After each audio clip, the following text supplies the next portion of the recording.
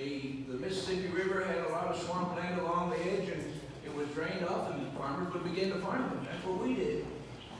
Clear out the land, drain it, and generally on the real heavy soils, the only thing we could grow profitably was soybeans. The first year when you planted soybeans, you could actually make a yield of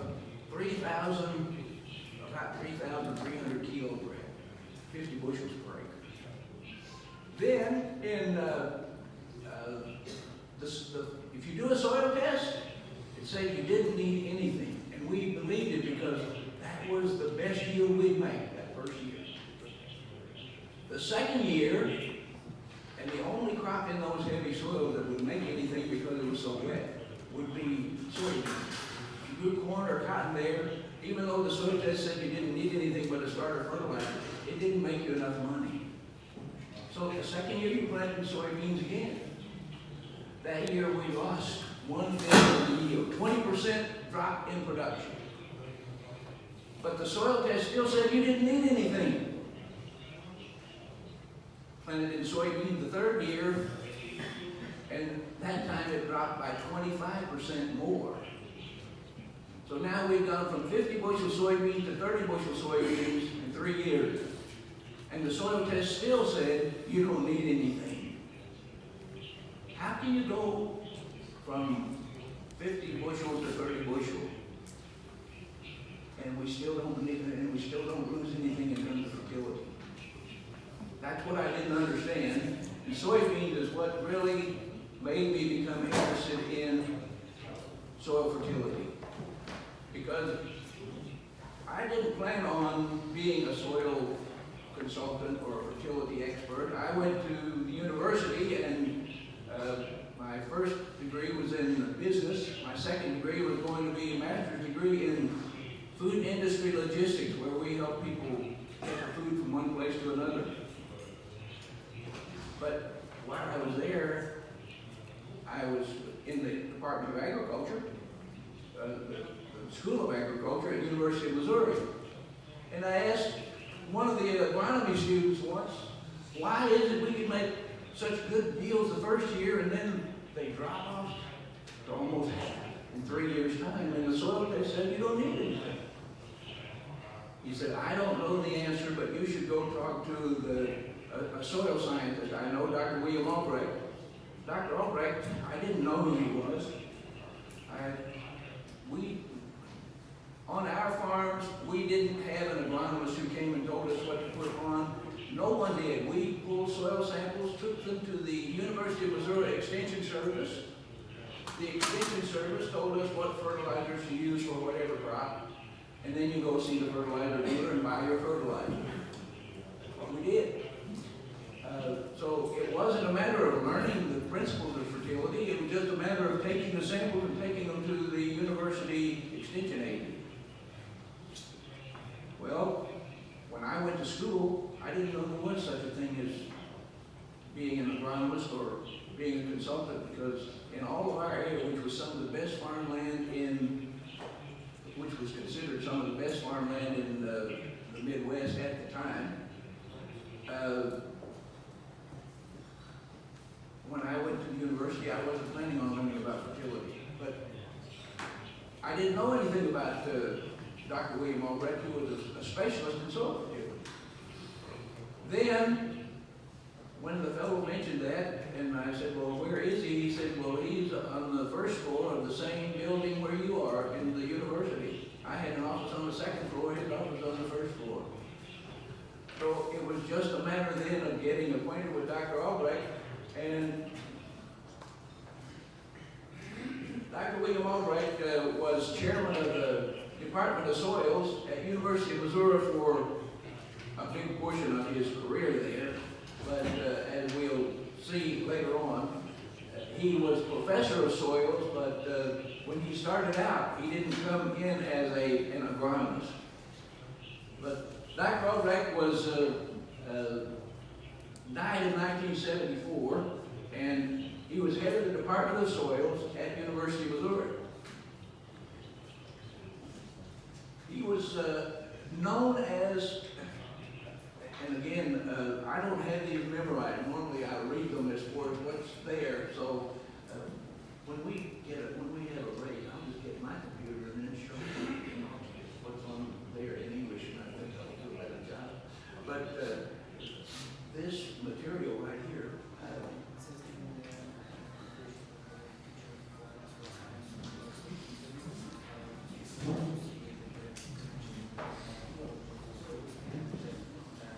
I'll tell you what, I'll just use a few words and then go ahead from there. Dr. William Albrecht grew up on farms in central Illinois, and from there he began studying and intended to become a medical doctor. His job while he was going to high school and into the university was working for the general practitioner that was their doctor. And he always admired him. He said, I wanted to become a doctor. So he went to the University of Illinois and took courses and got into being a pre-med student for becoming a doctor. And he said, I had to take classes in physiology and so on and so forth, had to have extra classes. And he said, I found that I like plant physiology and human physiology quite a lot. And he said, then when I went from pre-med into medical school, he said, I found out this was in about 1915, so 100 years ago. And he said they spent more time in telling you how to keep the patients coming back than they did in how to help people stay well. And he said, I finally decided I don't want to be a medical doctor. He said, as I was studying in the soils and so forth, I thought I could make more difference in studying soils and getting people to grow healthy crops than I could in becoming a doctor. Now, this is not saying everybody else could do the same, but Dr. Albrecht said, I really thought I could make more difference in terms of looking at and correcting soils. And as a consequence, he became interested in and was hired by, after he got his doctorate, he was hired by University of Missouri. And there are people today that will say Dr. Albrecht was not a soil scientist because they had such antiquated methods in the time when he was working that we didn't have the instrumentation like we have today. Well, if you wonder about that, there's an 8-volume set called the Albrecht Papers, and you can read the kind of scientific research that they did, and it was amazing the things that they were able to develop. And what I would tell you is, I started in 1973 doing this type of work. And from 73 until now, the only thing I've found time after time is what Dr. Albrecht said was true about the soils. It just comes back over and over and over. What is true science? True science is something that's repeatable. You should be able to do it time after time after time. And with the program that Dr. Albrecht developed, you can get the same response time after time after time.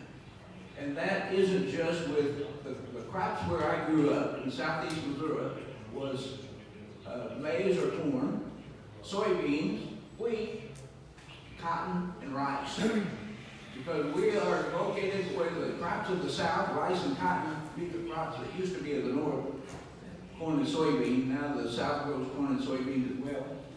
But any one of those crops, the closer you follow what the soil test shows you need, not only is it the better that the farmer will tell you they get better yields, but they also will tell you they get higher quality. And from that, we expanded and started working with crops around the world because of what Dr. Albrecht said was, as long as you provide the soil with what it needs, you can grow any crop you want to grow. And it will do its best. Now, there are some things that you can do to, for one crop or another. For example, corn, if you start looking at what do we emphasize, you need a certain amount to go out into the field, and to the extent you use that information, that's what will make you an economist. So he he taught the basic foundational principles of soil fertility, and I was able to take that course. That course was a series of readings this high, and then there was a test of 20 essay questions on what you just read, which was, this was actually a matter of, it was like a correspondence course. So you take those and read them, then when you're finished, you answer those 20 questions. And he said, I don't care if you can answer it in 2 words or 2 pages. I just want to know you know the right answers. And you wrote out the answers and sent them to him on an essay, just like an essay test. And then he would grade it and send it back to you. And it took me 2 years to complete the course. All I had to do was learn those principles, and what I say is all I had to do was be a good sponge. Just soak up what he had to say, and then go out and put it into practice. While other researchers at the time also used the same parameters that Dr. Albrecht used, he was likely the first research scientist to associate the program of exchange capacity and base saturation to the amount of clay, colloidal clay you had in your soil.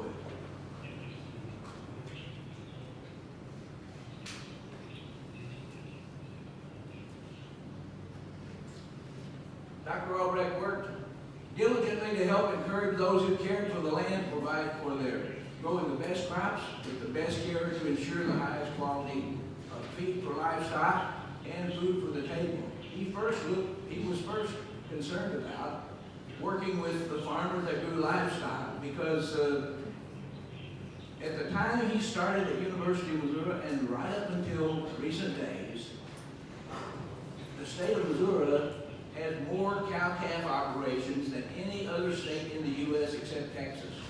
Texas had more cow-calf operations, but the state of Missouri, where I live, had more cow-calf operations than any other state. And so our university was always interested in not just growing corn silage or corn for grain, but also in pasture grasses and so forth. So when we talk about quality feed for livestock, that's what Dr. Albrecht started out trying to develop. His program I always called it the Albrecht system of soil fertility, but anyone can say they have the Albrecht system of soil fertility if they use exchange capacity and base saturation. So as time went on, the consultants that worked with us said, well, at least why don't you define it as the Albrecht-Kinsey system of soil fertility, so that, because there are a lot of people who say they use the Albrecht system and they use portions of it. And that's okay. But until you use the complete system, you don't get the complete results. And the Albrecht system of soil fertility is based on both soil and crop results. Not just a matter of, well, what does the soil need or what does the crop need? And as we'll go through this, I think you'll see what I mean. A lot of people say, well, you know, Dr. William Albrecht was from the state of Missouri and he worked at University of Missouri, and maybe he worked in Missouri where you live, but our soils are different. And that's true. Every soil is different.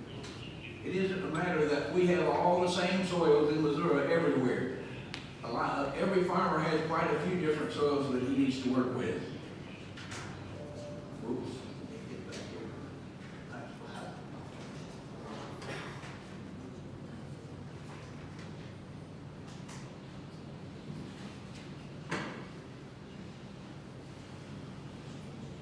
Maybe it works in Missouri, but our soils are different. Well, the question I like to ask, or the comment I'd like to make, is that in so many cases, people come to a meeting on grasses and things of this nature, where people are actually measuring their grass production. You can see the difference in a matter of weeks. If you've got a method to come in and measure grass production, we get tremendous amounts of samples from the little 2 islands of New Zealand. We actually receive more samples from New Zealand than we do from any state in the United States. And most of it is because of the response they get on pasture grasses, because they are going, it's a grass-fed dairy operation. They're counting on their grass all the time. They're not trying to grow hay or corn silage or other things. They're just a grass-based dairy. And when you can show them that all of a sudden it makes so much difference in terms of the quality of their grass, and they'll tell you, we're not only growing more grass, but our veterinary bills are decreasing. We've had some fellows that say they've decreased their veterinary bill by 75% in 1 year, just because of being able to correct the soil and growing what's needed. If this is the thing that we tell you in these 3 days, if you hear something that seems to make sense, until you prove it works on your farm, it's really not going to be that much of value. But as Dr. Albrecht used to emphasize when I first started to study under him, he said, you get people to work with you on a small acreage, and when they see how well it does, if you do your job right, in the end they'll put in their entire operation. And this is what has happened from 1973 until now. As a matter of fact, when I completed the course of study and started work in 1973, he said, Neal, you know, they may not tell you, but anyone that you start working with, once you go out and start to work as a consultant now, they're not hiring you because they've got good soil, they're hiring you because they have a problem. He said, they may not tell you they have a problem, but he said, that's the only reason you're going to get someone to work with you. Well, I'm a novice, I'm just going out and brand new. Why is someone going to come to me with a problem? And he said, if it's working well, no need to change. And he said, also, if it's working well, the University of Missouri does soil samples for free. He said, if the university is doing them for free and you're charging, what farmer is going to come and pay you to do something unless he has a problem that he hopes you can solve it? And that's what happened. It was a matter of having problems, and for the first 5 years or so, the soils that we saw were terrible soils. They weren't soil that did well. They were soil that did poorly. And at first I thought, well, you know, this isn't any good. I'd like to work with good soils. But you know, it was the best thing that could happen. Because what you learn is, if somebody sends you soils and they're the problem soils, and you can help them with those, and finally they get to the point where that's not their problem soil anymore. They have other soils that are not doing as well. And then, as that goes on, finally they get to the soils that are the best, and there are very, very few soils in the world that are doing their very best. Because we haven't supplied all the nutrients in the correct amount. Because when you put one nutrient on, it always affects other nutrients in that soil. And if you have too much of just one thing in your soil, if you have too much of just one thing, you'll have too little of something else. The key to that is find out what you don't have enough of and supply that. Because when you start putting on what you don't have enough of, that's the first key to controlling excesses. Because if you have too much of one thing, you have too little of something else, and vice versa. If you have too little of something, you have too much of something else. When you find out what the soil needs and come in and put those nutrients on, and your soils aren't different than ours. Oh, they are different. Every soil is different, but they're not different in that once you supply what that soil needs, your soils to be top performance need exactly the same thing as our soil to give top performance. It isn't a matter that it's different from one part of the world to another. And that's what we're trying to design to show you in the next 3 days of presentation. And most people is to make more money, make more yield, make more something. If you're coming here today and just looking at, well, how do I make the most for the least of input? What I tell you is it's not going to sound like we're telling you the right thing. Because most of the time, when you start looking at soils, everything has not been put back as you're taking the nutrients out. Only certain nutrients generally get looked at, nitrogen, phosphorus, potassium, or perhaps what you supply from limestone.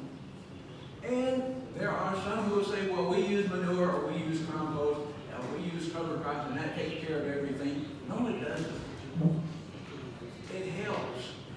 But if you have been selling nutrients off for a tremendous period of time, it takes time even to build the micronutrients back. It isn't a matter that we'll get 1 year and we've got everything where it ought to be, because first of all, you get your levels up to the minimum. Most soils don't meet the minimums in everything. But some of the most fertile soils in the world still don't meet the minimum. And if they do, and you keep taking large yields off, you're not just pulling off nitrogen, phosphorus, potassium, you're pulling off all different types of elements, and in particular, we start looking at even some of the micronutrients.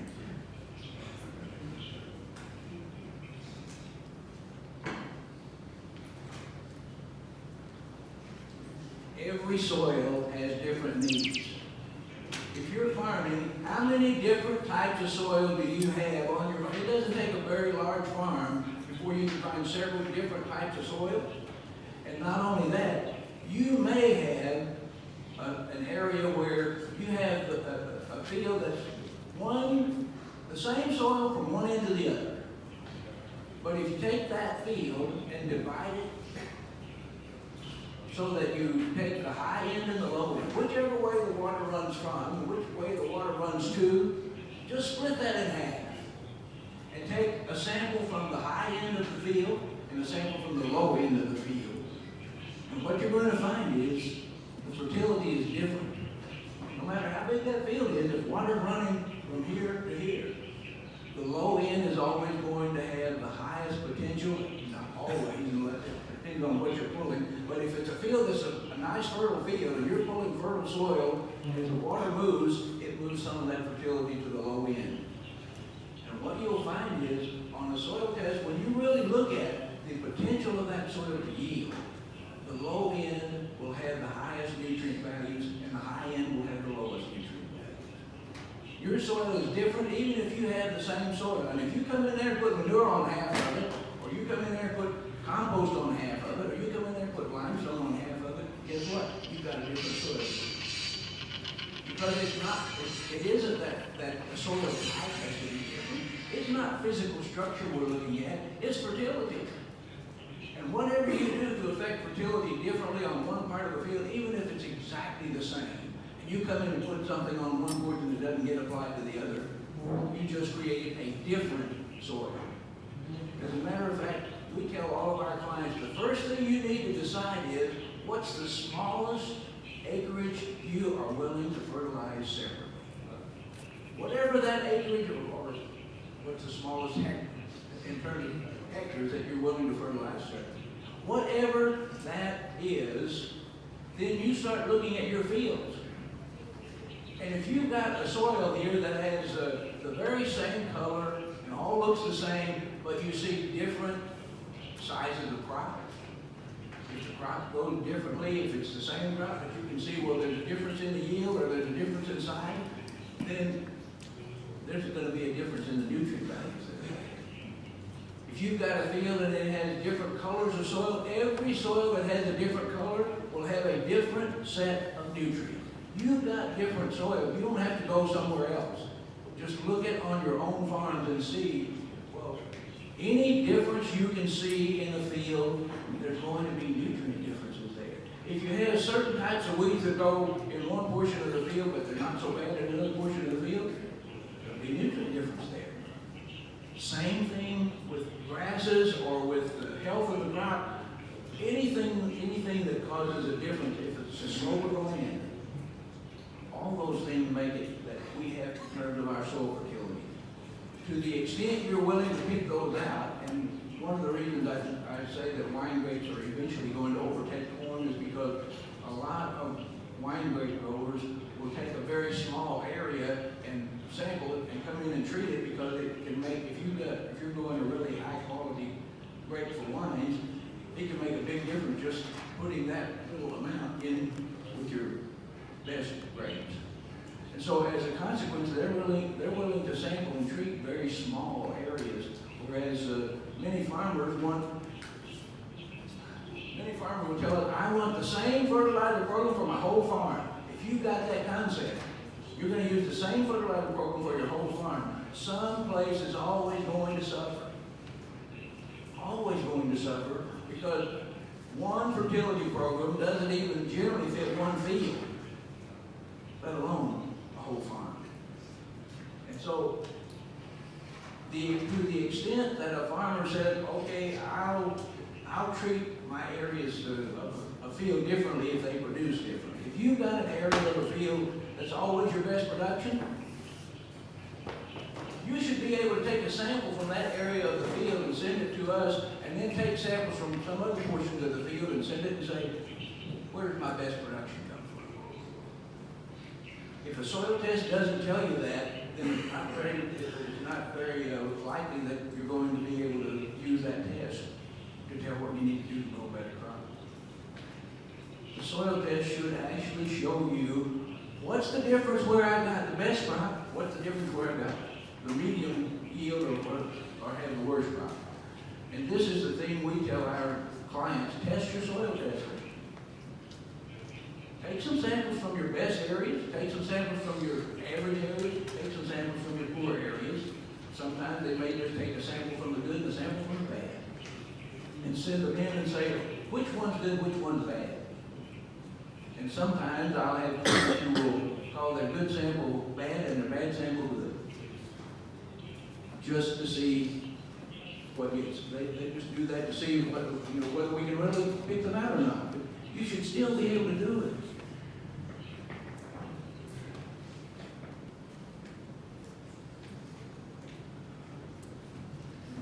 All clay soils are not the same, but when you deal with a clay soil, if you're familiar with the total exchange capacity or cation exchange capacity, any soil that has an exchange capacity above 8.69, if it's 8.7 or higher, you don't look at it and see, does it look like sand or does it look like clay? You look at what the exchange capacity is, and if it looks like sand, but it has an exchange of 8.7 or higher, you actually need to fertilize that soil with the same basic needs as a heavy, what we call heavier soils as compared to sandy soils, or what we call light soils, and clay soils we call heavy soil. So we treat it as a clay soil. In general, the basic that you start with if you want to get the maximum response from a soil is to correct the calcium and magnesium level, because calcium and magnesium are not just secondary elements in terms of growing a crop. And it's true, they are secondary to growing a crop. We'll see that later. But if you want to get the best response from your nitrogen, phosphorus, and potassium, and anything else you're putting on, in general, you need to get the calcium level between 65 and 70%, and so we use a target of 68. And you want to get your magnesium between 10 and 12, and generally we use a target of 12 because most soils are too high. They have too much magnesium, and if your magnesium is above 12, you're not getting the best response out of that soil that you can get. Because the calcium and magnesium are the two things that most affect how hard or how porous or how friable your soil is. That's where you start in order to correct. If you see soils that are cracking like these soils right here, then what you can generally say is they may have enough calcium, and this soil does have enough calcium, but it has 1.5 times more magnesium than it needs. And once you correct that, and many people will say, oh, this can't happen, but once you correct that, you won't see the cracks in that soil. But when you start seeing cracks like that, that's indicative of a magnesium problem, and it's a magnesium problem on the high side. We'll talk about that again later. All sandy soils are not the same either. We have to deal with different problems in terms of sandy soils. Anytime you have a soil that has an exchange capacity or a negative charge, the amount of negative charge we call CEC, and we'll get back to that, but less than 8.7. If it's 8.69 or lower, we treat that like a sand. In general term, we need at least 60% calcium and 20% more than 20% magnesium. So when we start looking at the calcium magnesium in a sand, we have to emphasize magnesium more and calcium less. Why is that? What's the problem with a clay aeration is generally the problem you'll find on a clay soil. If you have any problem between the two, water and air, it's going to be clay soils have too much water. But on a sandy soil, what's the problem? Too much air, not enough water. On a clay soil, we emphasize what will increase the pore space in that soil, increase porosity. The only element you put on that really serves to increase porosity by any substantial amount is calcium. Calcium increases soil porosity, and we'll look at that again later. Magnesium, potassium, and sodium do just the opposite. Magnesium, potassium, and sodium cause the clay particle to disperse in the soil. That means they spread them out. It reduces the porosity of your soil. In sandy soil, that's what we want to do. We want to reduce the pore space, and so we increase the amount of magnesium, in particular on a sandy soil. And when you get a soil that has an exchange of 8.69 or less, we need to start looking at magnesium, and we require on those type soils a minimum of 250 pounds per acre of magnesium, so long as that 250 pounds is between 12% and 20%. In the beginning, at an 8.69, 250 pounds of magnesium will be 12% of the magnesium, just like on the heavier soil. But then as we start going, as the exchange capacity starts dropping, at 250, the percentage goes from 12 to 13 to 15 to 18, and finally when it gets to 20%, that's as high as you want the percentage of nutrients to go from magnesium. So in that case, now we start reducing the amount of magnesium to keep it, because if it goes any higher than that, we're gonna, any higher than 250, then 20, if it goes any higher than 20% on a soil, that means we have reduced the porosity too much. So in general, 200 pounds per acre, regardless of magnesium saturation, but if we can keep it between 12 and 20%, 250 pounds is better. And if you're farming sand, you'll find out that works exactly that way, because to get the highest yields on a sandy soil, we have to follow those rules.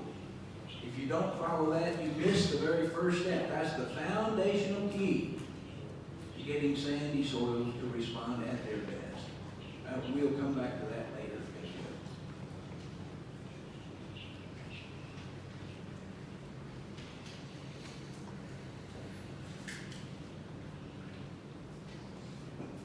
How many different soils do you have on your land? No matter how different the soils on your land may be, the laws of science do not change. What we need is a system that works with the basic laws of science to provide what's required to produce those soils, to help those soils produce at their very best. Anywhere in the world, here in Ukraine, in the U.S., anywhere else, we receive soils from 75 different countries, and we use the same program for every one of them. It's for getting the soil to so that it has the minimum requirements of performance. Whatever you're growing, we use the same program there. But anywhere in the world, the laws of science don't change. Gravity is still gravity, wherever. Chemistry is still the same, physics and biology, and the reason we emphasize those three is that's what is required on your farm to get the soils to do their best. That being the chemistry, physics, and biology, all of them have to work together.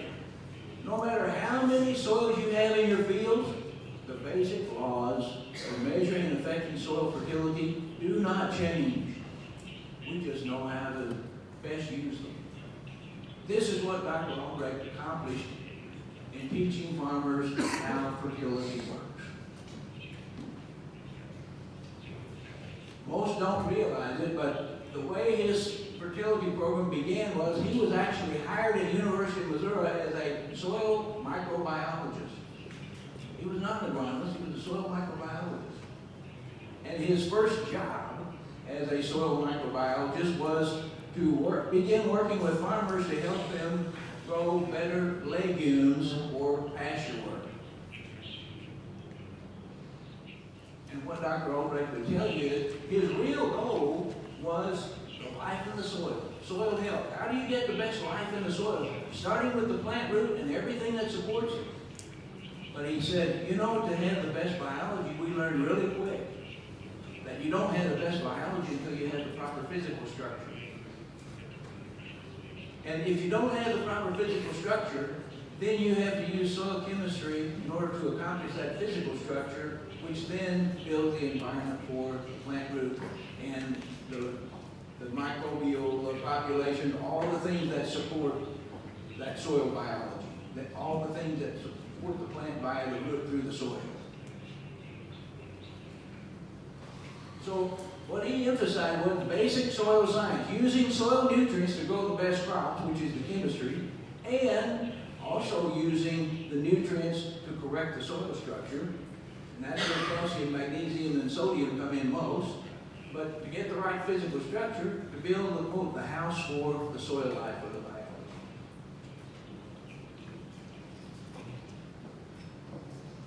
If you study agriculture, if you study agronomy, you go into an agronomy textbook, this is the diagram that you always see as the ideal soil composition. It's really the model of a silt-loam soil, but they say this is the ideal soil.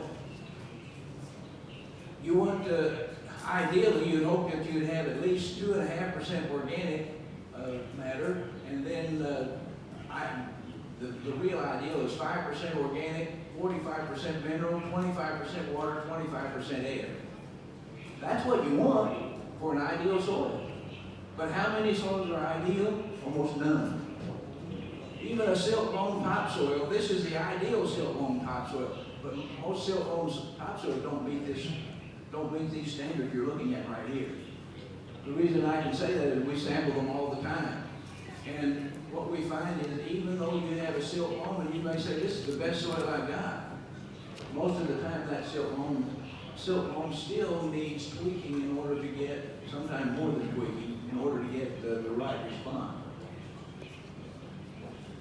This is the ideal soil. This is what we need, but if you don't have it, how do you get it? Do you have it? Does a farmer have any hope of achieving an ideal soil if he doesn't have it? Most people will tell you, you just gotta keep what you got.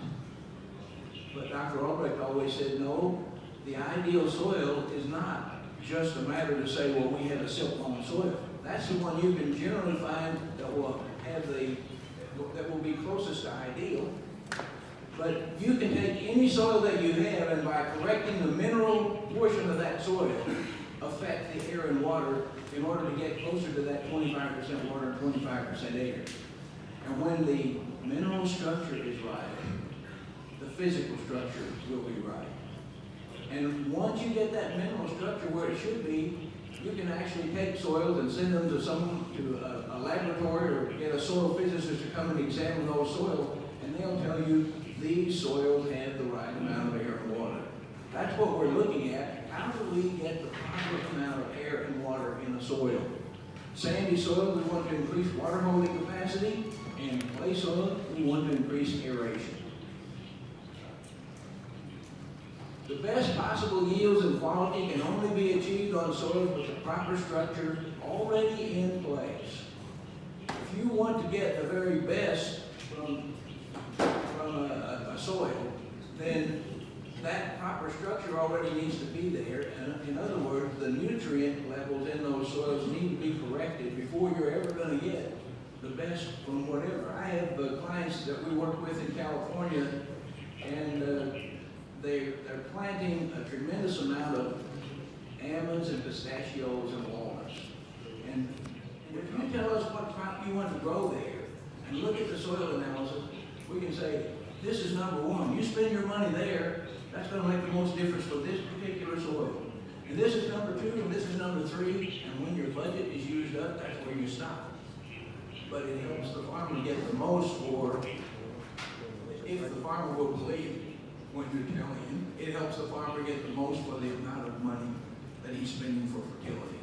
Now the reason I say if the farmer will believe it is because there are so many farmers that get used to the idea, well, you've got to put on nitrogen, phosphorus, and potassium every year. If you've got a crop that needs nitrogen, yes you do. But if you actually, we don't have we don't have farmers that consistently leave off phosphorus and potassium. I'm just saying that sometimes farmers have built the levels up so high, that's not the limiting factor. It's one of the micronutrients or something like that. So you prioritize the nutrients, and if they will go ahead and follow through and use nutrients that build the levels in the soil, eventually some of those ones at the top will be not a limiting factor anymore. Now you keep going further and further down the list. The first client I signed up on sandy soils was our next door neighbor, and the year that he started was 1973, and his fertilizer budget was, he didn't have irrigation and he farmed sand. His fertilizer budget was so small that he couldn't do everything. We started prioritizing nutrients, and as the years went by, his yields kept coming up, and he would increase his fertilizer budget by a small portion. But the point I wanted to make is, it was 10 years later before he was finally able to put on what was the least limiting of all the materials that he used, of all the nutrient materials. It took 10 years, but he kept on building his soils up so that we eliminated other nutrients as the most limiting, so that finally his regular fertilizer budget was enough to cover everything that was required. But he didn't get the best responses until he got it all there. The relationship between the physical structure of the soil and its cation exchange capacity and base saturation percentage is the thing that every agronomist, every farmer, everyone that wants to grow anything, that's the thing that should be considered first if you want to achieve the top ability of any soil. And as we said, soil textbooks teach that the physical structure of an ideal soil is 50% solids, that's organic matter and mineral, and 50% pore space. Ideally, the solids part would be 5% organic matter, or 5% humus ideally, and 45% mineral. While the pore space portion, 25% air, 25% water. But as we said, the textbooks don't tell you, if you don't have that, they don't tell you what changes are needed in order to help those soils that are lacking to become closer and closer to the ideal physical structure. This is what Dr. Albrecht's soil fertility program was designed to do, and it does do that, as we try to demonstrate in this 3 days. The physical structure of the soil can only be brought in, and I probably should underline that, only be brought into alignment with the textbook definition of an ideal soil by a proper understanding of the total exchange, the soil's total exchange capacity, or its amount of negative charge, and the percentages of each positively charged element. We call it base saturation percentages of the soil. Essentially, that's the 4 elements that most affect soil pH. The percentage of calcium, magnesium, potassium, and sodium. All these have positive charges, we call them cations, that occupy most of the sites on each colloid, each little clay particle in the soil. The colloids make up the biggest portion of the solids part of the soil, the mineral structure of the soil. And the diagram that we're seeing here is what determines whether or not there's enough pore space to accommodate the correct air and water percentages needed for optimum plant growth. We say 4 elements, calcium, magnesium, potassium, and sodium, but of these 4 major cations, the most influence on the amount of pore space is the amount of calcium and magnesium that the soil contains. They are by far the most important and influential when it comes to the amount of air and water in the soil. A soil that has an exchange capacity, a TEC of 20 to 25, and there are many soils here in Ukraine that does, should have a base saturation of 68% calcium and 12% magnesium. Now, this is a target to shoot for. It isn't everything has to be 68. Really, the calcium saturation between 65 and 70, it's just that 68 is a good average between 65 and 70. Most farmers probably would tell you, I can't tell any difference if it's 65 or 70. And then magnesium of 12%, that's because most soils tend to have more magnesium than that, and we're trying to pull it down, but the ideal is 10 to 12%. A TEC of 5 or less should have a base saturation of 60% calcium, 20% magnesium, in order to have the ideal amount of pore space, more water, less air. So we're not looking at the same kind of program for sand as we do on clays. And actually to train people as to how to read the soil sample and make the recommendations on clay soils takes a 3-day course. And it takes another 3-day course to teach how to do it for sands. Sands and clays, you don't use the same methods in order to correct the pore space. Achieving the ideal structure for a soil. In order to bring the physical structure of the soil into alignment with the textbook definition of an ideal soil, first adjust the base saturation percentage of calcium, magnesium, potassium, and sodium. In the western, especially the southwestern part of the U.S., in the desert soils around Palm Springs, down to Raleigh, California, over into Arizona, sodium is one of the key things that really throws off those soils. And there we have to concentrate on sodium very heavily, sodium and calcium and magnesium. But in the Midwest, in the Corn Belt of Iowa, Illinois, Indiana, calcium and magnesium turn out to be the two that are limiting in terms of the ones that limit the pore space. Once we get the calcium and magnesium there, then we start looking at building up potassium. First of all, we just supply enough potassium to grow the crop. But then once we get the calcium and magnesium right, you actually start building the potassium level, because if you're growing corn, most of the time in the Midwest, in the Corn Belt of Iowa, Illinois, and Indiana, most of the time, the most limiting factor a farmer has, once he gets his soil where they should be, he won't put on enough potassium to make the really high yields. Putting on tremendous amounts of potassium doesn't make you a high yield as long as you have these other limiting factors. But most of the plants that we had that make 300 bushel corn are putting on double the amount of potassium that they used to put on. Because potassium turns out to be such a limiting factor once you get everything else there. If you're making 150 bushel corn to 200 bushel corn, the amount of potassium that's being used normally is not generally limiting you. But once you get everything else there and you start shooting for high yields of corn, potassium turns out to be a big limiting factor. You have to, I don't say you have to, but you should build up all the other nutrients though before you start pushing that potassium. Potassium turns out to be much more limiting because we're not putting enough on.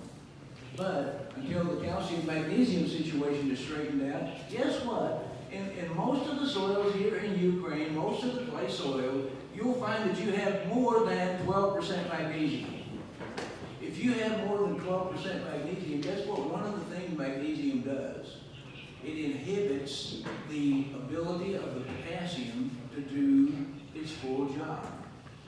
And until you pull that magnesium down, it takes more potassium to get the result. As soon as you pull the magnesium down, get the other nutrients there, now we start putting on potassium, and the potassium only works at those high levels the way it should if you don't have too much magnesium. If you can't correct the magnesium, then you're not going to get the major response out of potassium. As soon as you correct the magnesium and get it pulled down, get the calcium and magnesium where they should be, all of a sudden potassium starts, for the amount you're putting on, potassium starts making more and more difference. And it isn't even unusual on clay, on soils that have an exchange capacity of 20 or more. It isn't unusual that when the magnesium level is reduced from, say, 15%, 18%, whatever we may start, you get that down below 12, the availability of potassium in that soil goes up by more than the amount you're putting on in terms of potassium. The magnesium is inhibiting potassium availability. So when we start looking at soils and we look at what needs to be done, calcium, magnesium, potassium, and sodium need to match the correct percentages needed for that exchange capacity. on every different soil. You need to first of all know how much clay do I have, which determines that exchange capacity, amount of negative charge. Doing this will help promote the proper nutrient uptake, the proper physical structure, and the ideal biological environment for that soil. If you want to build soil health, the first key to soil health is get enough air in the clay soil. If you start looking at life itself, just look at our own situation. What do we need in order to live? Well, we need shelter, and we need food, we need water, we need air. Which one can we live longest and not have? Shelter. And you can live quite a while without very much food. And you can live for a few days without very much water. But you can't live for very long at all without air.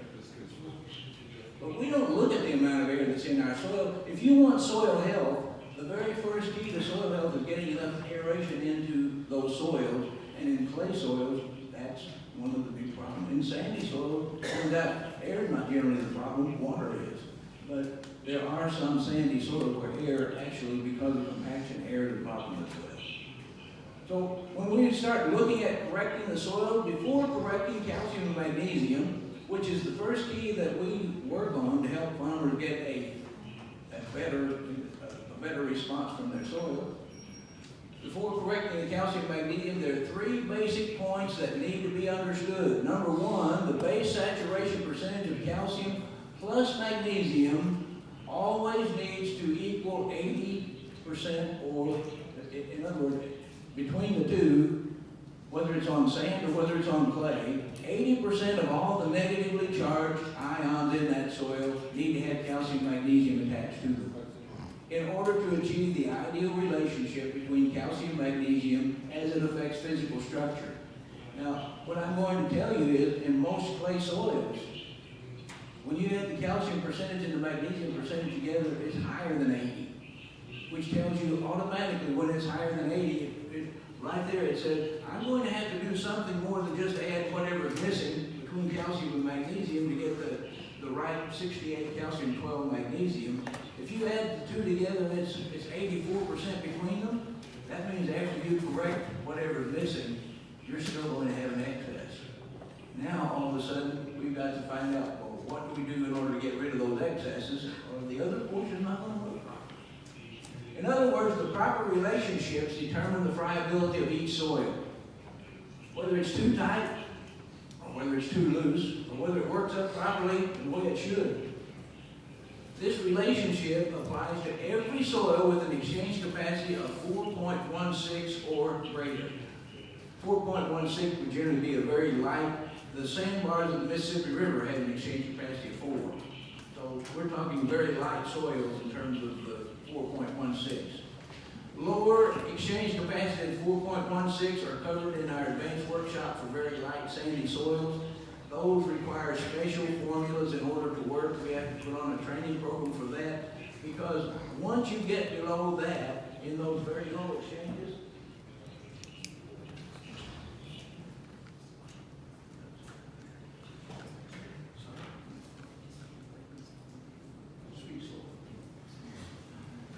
I have to remember, I get excited and I start going too fast, and it's too far for the interpreter to throw tomatoes at me, so I have to go slower so that we give the interpreter a good fair chance of saying what needs to be done. Once we look at the base saturation of calcium and magnesium, and if you have a soil and you put your calcium magnesium down, and the soil test has been run the same way that Dr. Albrecht developed, and we run all of our soil tests the very same way. Every soil test that we do comes to us in the state of Missouri, and we run them there. Even though we get more soil samples from New Zealand than even any state in the U.S., every one of those samples come in and run through the same laboratory, the same analysis, because if we don't run them and get the same numbers, then the recommendations are not going to be as good. We'll talk about that again later. But in terms of these light exchange capacities of 4.16, I don't know how many of you are familiar and have to farm really light sandy soils, but in the state of Florida, many of the soils we work with, they have exchanges of 2 or 3. They don't really have high, they're extremely low sandy soil. It's like working with the greens and tees on a golf course. On golf courses, most of the greens and tees are built from washed sand. A lot of those sands in Florida are just like washed sands. But you know what? You can still raise, I have a client that has 7,000 acres of exchange capacities of 2, and they raise corn silage for the dairy industry in Florida on those soils, and they can still raise it with corn silage crop. If you put the nutrients there, as long as you can put the nutrients there for growing the dry soils, in fact, we can make progress faster on a sandy soil because the lower the exchange, the less nutrients are required in order to get the proper percentages. And it's not how many pounds you have that determines how well the soil works. It's the percentages first, and then make sure that once you have those percentages, there's enough pounds or kilos per hectare of nutrient there to grow the properly when you grow. So number one, make sure your calcium limestone. But Dr. Ulrich said, if you have a pH that's above 6.5, if your pH is higher than 6.5, you have too much of something in that soil. Any one of you that have a pH above 6.5, you have too much of something in those soils. And when you have too much of one thing, you don't have enough of something else. Every soil that has a pH above 6.5, that's indicative that those soils are lacking something. Then it's a matter of measuring all the nutrients it takes to grow that crop and see what that high pH is causing to be missed. So that's why, first of all, we look at calcium, magnesium, potassium, and sodium, because those are the 4 elements that most affect pH. Magnesium can be trapped in between those clay plates, and in many of the soils in Ukraine, you'll find that true. It is not always true, but it can be. Number 3, considering points 1 and 2, the first principle of nutrient balance involves correcting the obvious deficiencies in order to help control the excesses. The very first key, if you have too much of something in the soil, if you have too much magnesium in your soil, find out what you don't have enough of and take care of that first.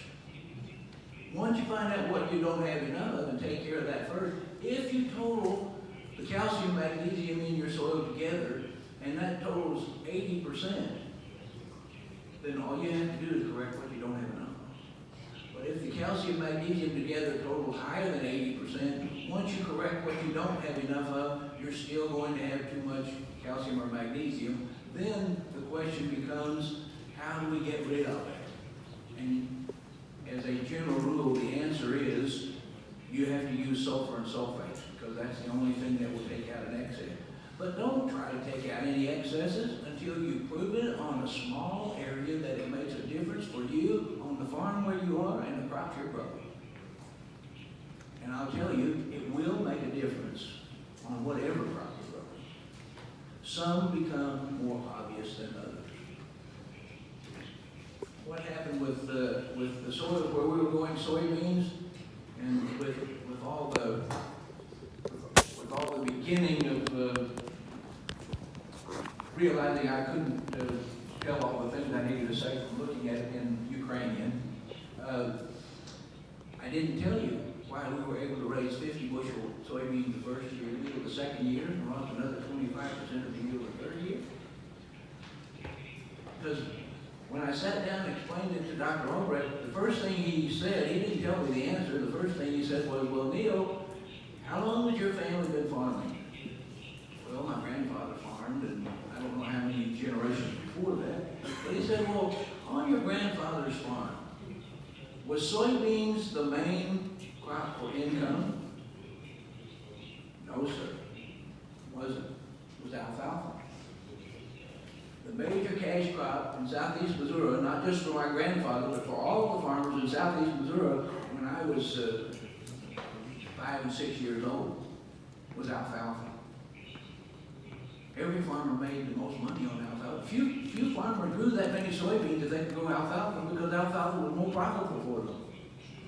But my grandfather, I still recall, I used to get to go a lot out on the farm with my grandfather because he was the boss, so I could ride around with him and see what was happening. But my grandfather would ride around and he would always notice where the water stood in the alfalfa fields, the low places. And he'd watch those low places, and when we started to get a specific weed, we called it sour dock or curly dock. I don't know what the name of that weed would be, but we'll see pictures of it later. When he would see that weed begin to come into the alfalfa, he would say, well, when this alfalfa crop's finished, we'll take it out of alfalfa and put it into soybean because soybean will make us more money than alfalfa. And every farmer had that same philosophy. So that my grandfather died when I was 8 years old, and when I graduated from high school at 18, 10 years later, there was no one growing alfalfa in all of southeast Missouri where I grew up. Everybody was growing soybean because they could make more money from the soybean than they could from alfalfa, even though soybean yields kept decreasing. Now, with the yields that we would make when we first started and cleared out that swampland, 50 bushel beans, we could make a good living on that. But by the time the third year came, we got down to 30 bushel soybeans. You just scraped by. Even though we had no fertilizer budget, because they said we don't need any fertilizer, 30 bushel beans didn't keep you, many farmers, if you just had one bad year, you're out of business. Well, when Dr. Albrecht asked me about the crop, and I said alfalfa, he shook his head yes, and he said, yes, that's correct. But he said, why did your grandfather quit growing the alfalfa? And I explained to him about the weeds coming into it, and he shook his head. And he said, Neal, if your grandfather and your father had just known what I'm going to tell you now, alfalfa could still be, he didn't say would, he said could still be their major cash crop. And he said, the problem is you didn't do a detailed enough soil analysis. And I said, but we took samples, took them to the University of Missouri Extension Service, and sent them through to the university, and they made the recommendations as to what we did. We were counting on the university to tell us what we needed to do. And he said, yes. But he said, what was on your soil test? What did you get back on your soil? pH, phosphorus, and potassium. That's what all the farmers got back. He said, Neal, that's what I mean. You need to know more than that. He said, what was the pH of your soil? Well, 7.3, 7.4. He said, when your pH is 7.3 or 7.4, you have too much of something and not enough of something else. And that's why your alfalfa wasn't going right anymore. He said, I will tell you, because I know, he said, I know the soil of where you're talking, where you grew up, because he knew the soil of the whole state. And he said, what you're going to find is that the soils are lacking in calcium and potassium and have way too much magnesium. That's why your pH is high. He said, you don't just need to know the pH of your soil. You need to know what's causing that pH to be high. And he said, the only way you're going to know that is 4 elements. Wherever you go in the world, there's 4 elements that are basically going to have an influence on a pH that's within range where you can grow a crop. And that's calcium, magnesium, potassium, and sodium. And he said, if you have too much of any one of those, you're not going to have enough of something else. What I would tell you is that was exactly the answer, because in the area where I grew up, I went back home and started working with those farms after I learned what Dr. Albrecht said. And guess what? Those farmers started getting their soybean yields right back up into that same 50 bushel yield that they got before. But once we got to 50 bushels, we hit a plateau. We couldn't get them to go any higher because in all those areas where we corrected the calcium, we still had too much magnesium. The magnesium, we didn't get rid of all the magnesium just by supplying the calcium. The magnesium percentages were too high, and I tell you, that is true of most all clay soils in the world. If you add your calcium percentage and magnesium percentage together that totals higher than 80, you don't have the right nutrient balance yet. You don't have the right aeration that we're talking about here on the charts as far as the proper amount of air and water. And until you start getting enough air into that soil so that the microbes can do their job properly, because they have to digest the nutrients and so forth, until we start getting that aeration, we don't get the keys. Once you get that done, then once all the other nutrients are there, still most of the farmers in our area still didn't grow high yield soybeans. And I'm talking about soybean because I know a lot of people here grow soybean. High yield soybean meaning shooting for yields in that 75 to 100 bushel range per acre. But once we got the soils corrected, nothing that we would normally do was limiting those soybeans, but the one thing that most farmers were real hesitant to put on soybeans was nitrogen. And once we got those soils corrected, we actually started to have to use nitrogen. If any client that I know of that's raising above 60 bushel beans is going to have some form of nitrogen if you're raising continuous soybean. In the area where I live, we have some farmers that have raised soybeans on their soil every year since before I was born. They don't get the top yields. After they straighten the soil out, they don't get the top yields for soybean until they start supplementing extra nitrogen. Because the soybean, once you start getting to where to grow 100 bushel soybean crop, and once you start working that out, all of a sudden you understand, well, we just don't get enough nitrogen, even from soybeans making their own nitrogen. If you're not making 100 bushel already, how are you going to make enough nitrogen to keep doing that?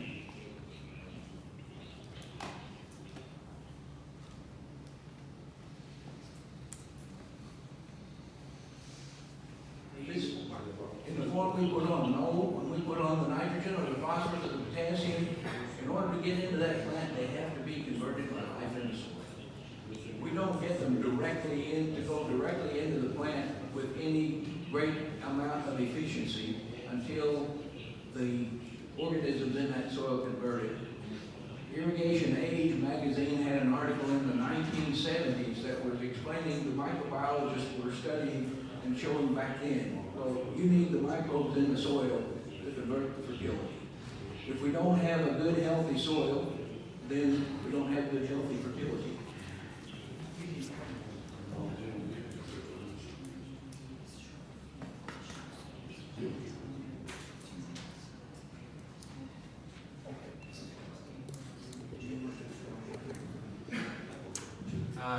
Пропонуємо зараз, як закінчимо, підійдемо до логічної паузи, зробити невеличку паузу на запитання, відповіді і на перекур та водичку. У нас потім буде ще приблизно година-півтори до обіду. Сьогодні у нас був пізній початок, тому такий от відразу ривок робимо, але в будь-якому разі треба розвіятись. Тому зараз Neal дойде до якогось логічного завершення, задаємо питання і провітримося трошки.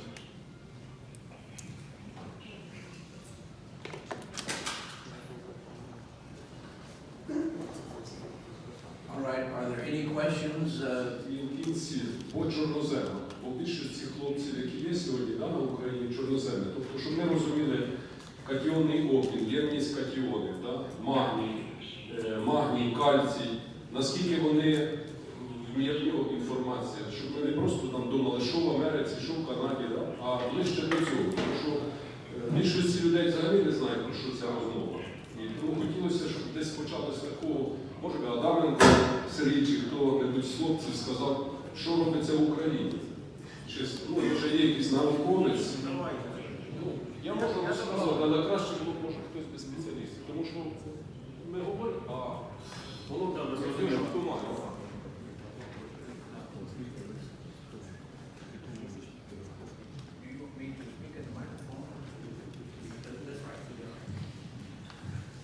as I understand the question, do I have experience with heavy black soil? We would call them, say, sharky clay soil, very heavy clay. Yes, that's Yes? Yes. That's what I'm talking about that I grew up on. Very heavy black soils. And these are the soils, those heavy black soils generally tend to have extreme excess levels of magnesium and low levels of calcium, but with a high pH. And so as a consequence, the high pH make people think they don't need to lime.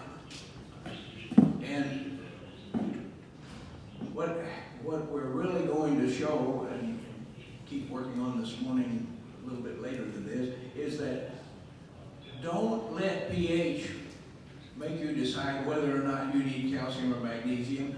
Take a look at where the percentages are, because the kilos per hectare that's shown to be required on a soil test, those kilos on the soil test that Dr. Albright did was designed to tell you what you need in order to achieve the proper percentages.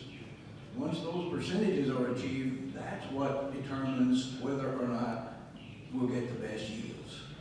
And on the soils that where I grew up, on those heavy black soils when we would drain them, with a pH of 7.3 and 7.4, in order to get back to 50 bushel soybeans, we had to apply approximately 2 tons per acre, at 4,400 kilos per hectare of calcium carbonate limestone on soils that had a pH of 7.3 or 7.4.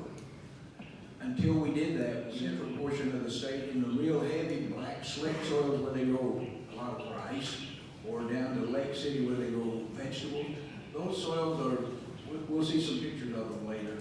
Those soils are heavy black clay soils. And the principles that I'm talking about now exactly apply in terms of correcting those soils to get the top quality and the better yields from. I'm not sure if that's, there was some static in my earphones, so I'm not sure if that's all the question you asked, but is this the kind, is there more to the question?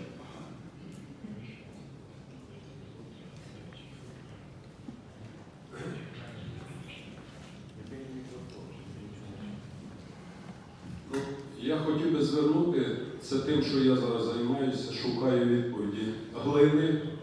Глини, мінерал, нас переважає дуже монорілоніт, смектитові глини. Смектит, це трьохшарові глини. Да. І в Україні, на жаль, з 20-х років абсолютно не проводиться дослідження мінералогічного складу, тобто типу глини. І коли ми сьогодні говоримо про вищу матерію співвідношення між кальцієм і магнієм, а по даних науки у нас 95% становлять кальцій і магній, і практично десь 90% кальцій. Тобто для мене це, звісно, дуже-дуже дивно. І pH в середньому близьке до нейтрального, є регіони, де там лужні, де солонці вже починаються. І тому хотілося знати, чи, наприклад, з території України, чи були хоч один зразок ви робили, або, може, з інших американських лабораторій, чи, можливо, це з Румунії, де теж є чорноземи, чи з Молдавії, де є чорноземи, і тип глини одинаковий. Бо це підв'язка все-таки до типу глини.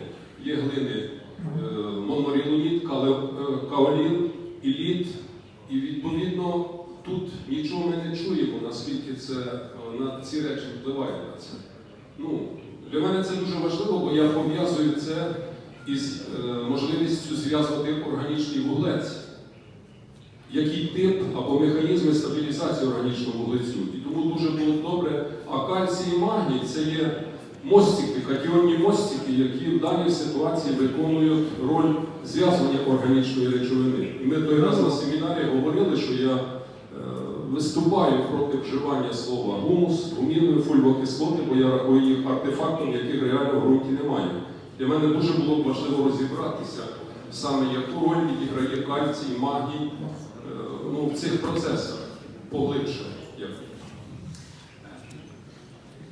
Я думаю, що для початку це ми досить глибоко вже зараз зайшли в цю тему, але в нас ще попереду 3,5 дні. І я сподіваюся, що Neal візьме, я впевнений, що Neal візьме до уваги ваше побажання, і ми ще за наступні 2,5 дні дамо вам більш детальну відповідь. В будь-якому разі, я особисто з вами можу під час перерви поспілкуватися з Neal'ом і більш точно... Так, не треба, хай поспілкуються. Ну це всім цікаво. Ні, ну так цікаво, вони хай між собою розберуться, ми це робити не будемо. Відповідь, безперечно, ви почуєте. Просто, щоб Neal правильно зрозумів і підготував вам інформацію, на наступні він коригував свою презентацію. Ми на перерві уточнимо. А наше було запитання з цієї сторони. Скажіть, будь ласка, ми від такого об'ємного матеріалу перейдемо до якогось калькулятора, щоб можна було розрахувати в умовах свого господарства, яку кількість, коли і як вносити і працювати за ним. Наприклад, є... Ну, практично, так, щоб певний калькулятор там, або конкретні приклади, або нам дати тут завдачі, щоб ми тут розібралися, між собою показали рішення дуже чітке, щоб ми потім могли в господарствах дуже чітко використовувати ці знання не абстрактно, а чітко. Чи буде практика, чи будуть конкретні речі.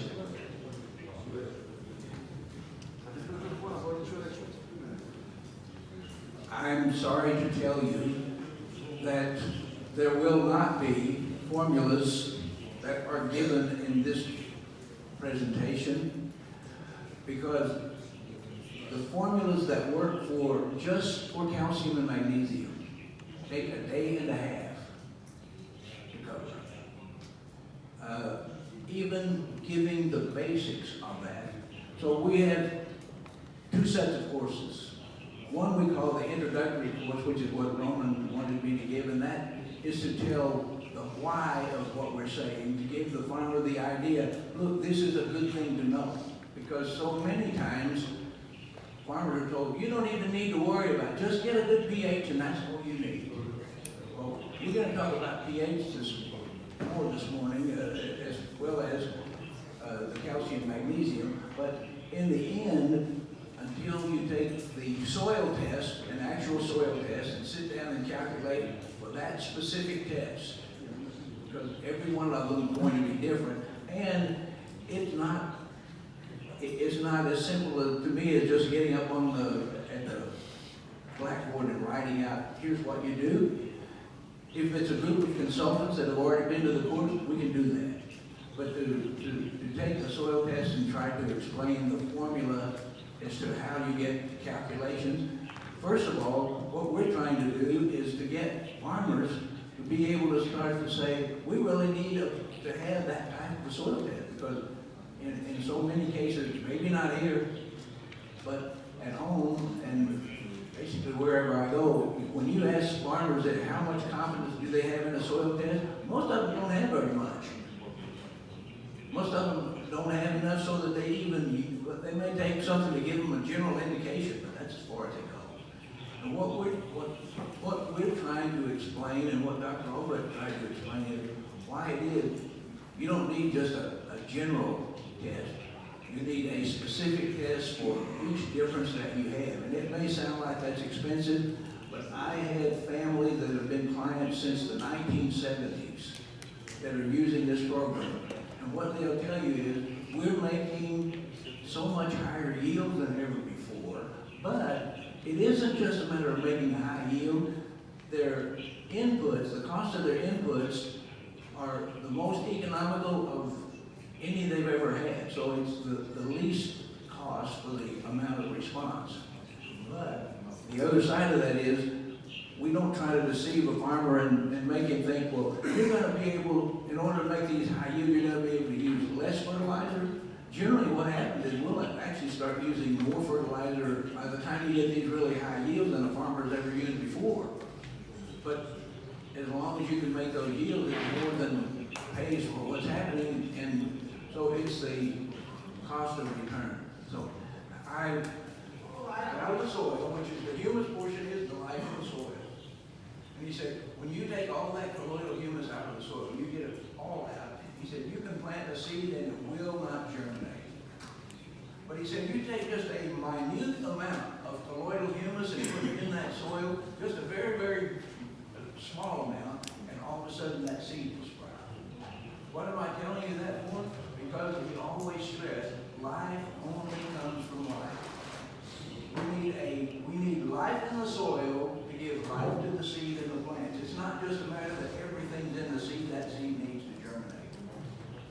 If you take all the living organisms out of the soil and what is the humus of the soil? It's the decomposition of all the living organisms that are alive, that have stayed or grown up and then died in that soil.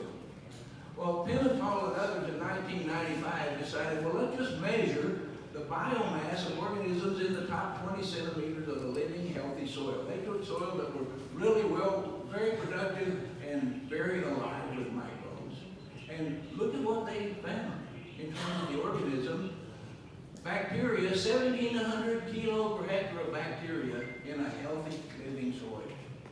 Now this is their definition of a healthy living soil, but they're looking at, and we'll look at some other things here a little bit later, but I would tell you that these are some good indicators in terms of that we need life in the soil. We need a living soil. A healthy soil had 2,700 kilo per hectare of fungi, so you can see bacteria and fungi make up a very high proportion of each hectare of land, even more than earthworms, and even more than the algae and the arthropods that are in the soil. Bacteria and fungi are an extremely important portion based on weight per hectare of soil.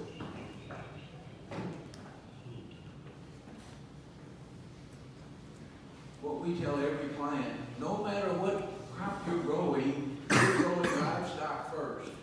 Even if you don't have any fences on your farms, the very first thing you're feeding is the life of the soil. The life in that soil eats at the first table and the plants get what's left over.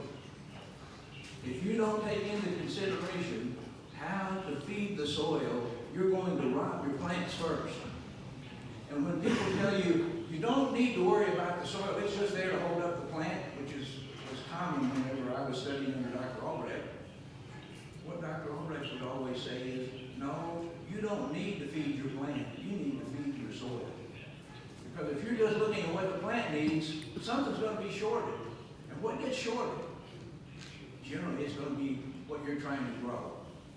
Because the microbes take what they need first. One of the biggest proofs of that is, what happens when you put residues, when you take residues and work them back into the soil, and you don't put enough nitrogen there to break down the residues and supply the plant? Which one suffers? The plants suffer. And if you think that doesn't happen with every other nutrient, it's just because they haven't studied it the same, and it's not as obvious as looking at what happens when we don't have enough nitrogen. We need all the nutrients to feed the life of the soil, and the better you feed that soil, the healthier your soil is going to be, and the healthier that soil is, the better health the crops are going to have as well. Not just better health, but it takes health of the soil in order to achieve the highest yields as well. So when we start looking, we're actually feeding livestock, and we tell our clients, look, you're feeding the average of one medium-sized cow per acre, or 2.3 medium-sized cows per hectare, before your crop ever starts taking what it needs. Now, it's true, the microbes get it, and then they die and decompose and so on and so forth, and then the crop's able to pick it up. But there's the equivalent of at least 1 cow per acre that we have to feed in addition to the crop. And anytime you start looking and saying, I'm just going to put on enough to take care of the crop, you're shorting yourself. If you're going to achieve the top nutritional value and the top yield, you have to take into account of taking care of the life in the soil as well as the plant root and what's being grown there, because that life in the soil is what supports the plant root. What matters most? Farmers need to know how to quickly treat a problem. But if all you do is treat the problem without solving it, it just keeps coming back again and again. What we need is how to solve a problem and really solve it. And in terms of fertility, we can solve the problem, but if we keep on taking nutrients off and shipping them away, that problem's going to come back again, and the more you take off and sell, the sooner the problem comes back. Because the key there is keeping the nutrient levels to the ideal. We'll talk more about that a little later.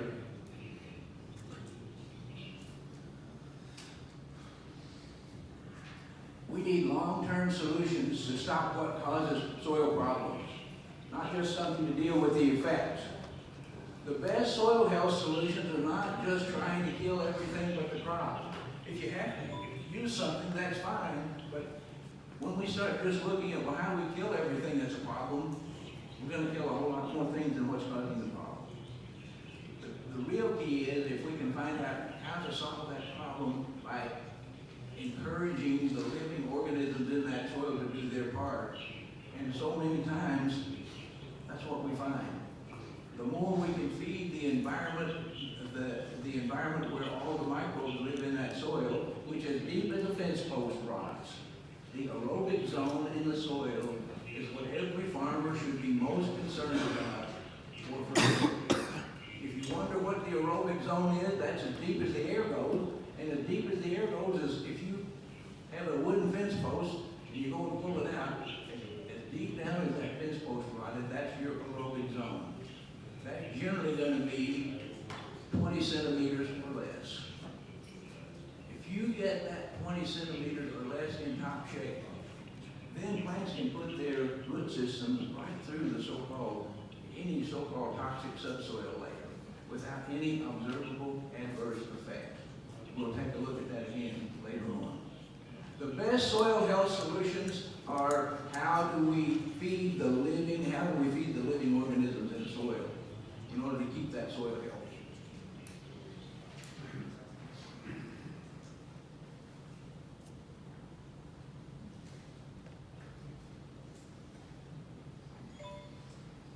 I put this in because I want to explain to you why the difference between the living soil and one that's not.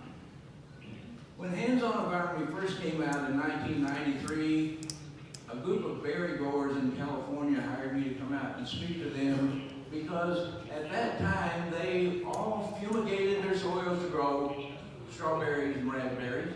They still do. But at that time, they were afraid in 2002 they were going to lose all the soil fumigants because that was the law that was going to be put into effect in 2002. So when I came out in 1994, all of these growers were doing experiments to see, well, if we can't fumigate our soil, how much yield are we going to lose? And one raspberry grower that raised 200 acres of raspberries came to me and said, Neal, we cannot afford to lose fumigation because we've already done the experiments, and if we don't fumigate, we lose 15,000 pounds per acre of raspberry production. And he said, we can't afford to grow raspberries if we lose that kind of production. But he said, I grow conventional raspberries, but I would like to raise organic raspberries. But I can't because we have to fumigate them. Every man in that room had tried to get off fumigation because they were afraid they were going to lose it. And every man in the room said, we can't afford to do it because we lose so much production. But then when you ask them where they ran their experiments, how many farmers are going to take their best land and run an experiment on? They took their worst land and ran the experiments. Now, this fellow farmed 200 acres of raspberries, and he sent soil samples to us on all 200 acres. On that 200 acres, he sent 35 samples. Only one sample came back to have the ideal nutrient levels. And on that field, he actually told me before he sent the soils to us, he said, you say test your soil tester. He said, all of our farms raise good raspberry, but he said, this one farm raises twice the amount of raspberry that all the literature says is possible to produce. He said, we make double what all the literature says. And he said, I'm going to send you samples on that farm, that field. Well, when the samples came, I looked through them, and there was only one. And you look because sometimes there'll be more than one. But there was only one sample that showed that it would do its best. So I called him up and said, it's sample number 15, as I recall, that's the one it actually was. I said, that's the best soil you got, and none of us compared to it. And he agreed that it was. And guess what? Then, when he went to that soil and ran his tests on fumigation, he didn't lose any yield. He didn't lose any yield on the most fertile soil he had. Whereas on the poor soil, when they fumigated, when they didn't fumigate, they lost 15,000 pounds of berries. Now, he didn't just take that and say, okay, now we've solved our problem. He started taking the other soils that were reasonably good and balancing those out as well. And after 3 years, he said, if we will put the nutrients on that the soil test that you say, using Dr. Albright's method, that's the only one for you, but he said, if we achieve the method you say we need for fertility, we can grow raspberries without fumigation. That was in 1997, because he started in 94. Today he raises 170 acres of certified organic raspberries. And he said, we don't have to fumigate. We can raise the raspberries without fumigation. Now, why am I telling you that? Soils that are not healthy are the soils that are most susceptible to problems. And this man has proven it over and over because he doesn't get to keep all that land. Most of that land is leased, and when the leases are up, sometimes he gets to keep it and sometimes he doesn't. But in general, he's going to have to go and find more land. And he said, as soon as we get new land, the first thing we do is build it up to meet the ultimate specification. And he said, as soon as we meet those specifications, we don't have to fumigate. I'm not telling you that solves all problems, but I am saying that when we start looking, well, we've got to kill everything, how much better off, if we straighten out our soil, how much better off will we be that we don't have to actually do all the things we think we have to do in order to grow a crop? And you know what? I've been doing this since 1973, and one farmer after another will tell you, you know, I had this problem before, but once we got our soil straightened out, now I don't have that problem anymore. And we're going to see a few examples as we go through, and I'm going to use the ones that are most prominent, because anytime I hear someone says, well, we have to fumigate, the very first thing that I'll tell them is if you want to eliminate fumigation, the first thing you got to do is get your nutrient levels corrected and get them into the right area. And does getting them exactly right make that much difference? There are going to be people that will tell you, oh, that, you know, you can't be that exact. I'm going to try to show you in these 3 days just how exact a program can be. And how much, if you actually take a soil test that really and truly measures the fertility of your soil, and most soil tests do not. If all you're getting is pH, phosphorus, and potassium, you're not measuring the fertility of your soil. You need to know the amount of clay, and then how much of each nutrient is occupying the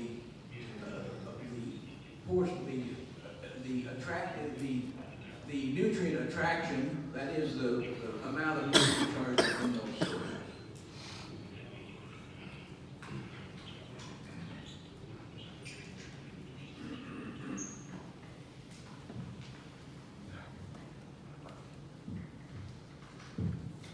I know I say a lot about Dr. Albright, but if it weren't for that man, I wouldn't be able to do what I'm doing.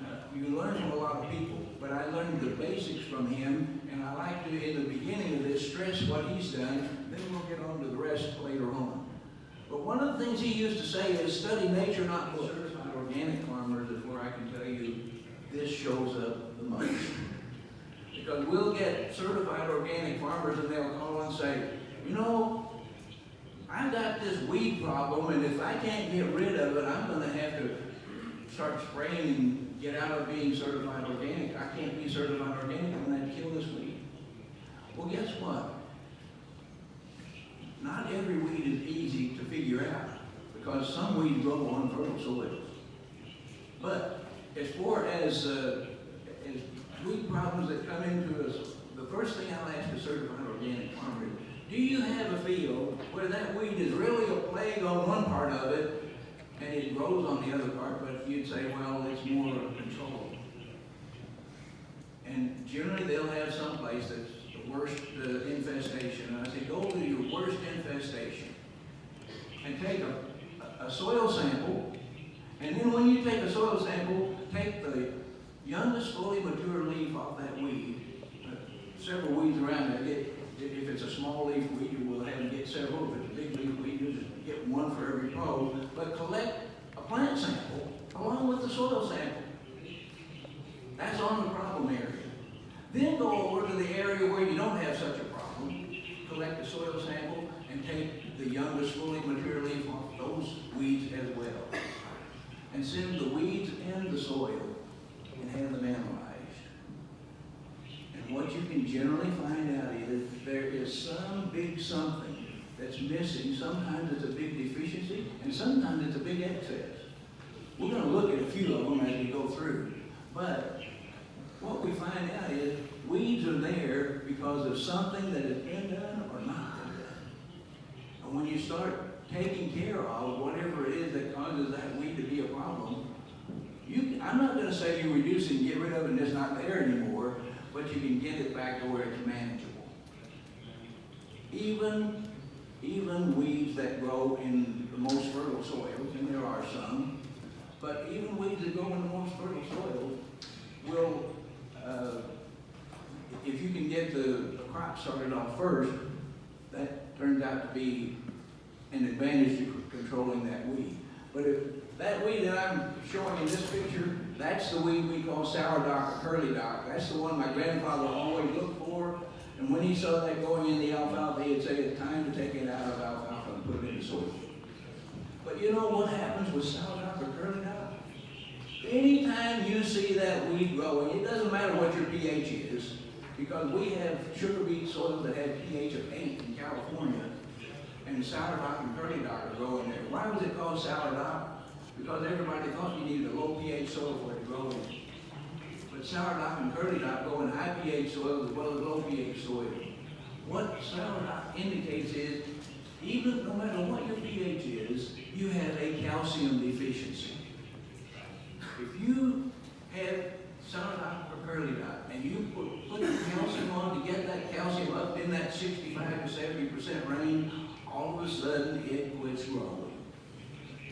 You take the advantage away from it. And that's just one. We won't talk about all weed, but that's one weed that you can say, even on those sugar beet soils that have pHs in the high 7s and low 8s, they don't have a high enough percentage of calcium. It's not how many kilos per hectare you have. It's what's your percentage of saturation. Why? Because chemistry doesn't work on kilo per hectare. Chemistry works on percentages. If you've got the right percentages, that's what determines how much magnesium and how much calcium and how much potassium and how much other elements get into that plant. The percentages determine how the chemistry is going to work in the soil. The pounds just tell us how to get the right percentages. If you start looking at pounds, you'll always run yourself either too far, too high, or too low, or kilos per hectare.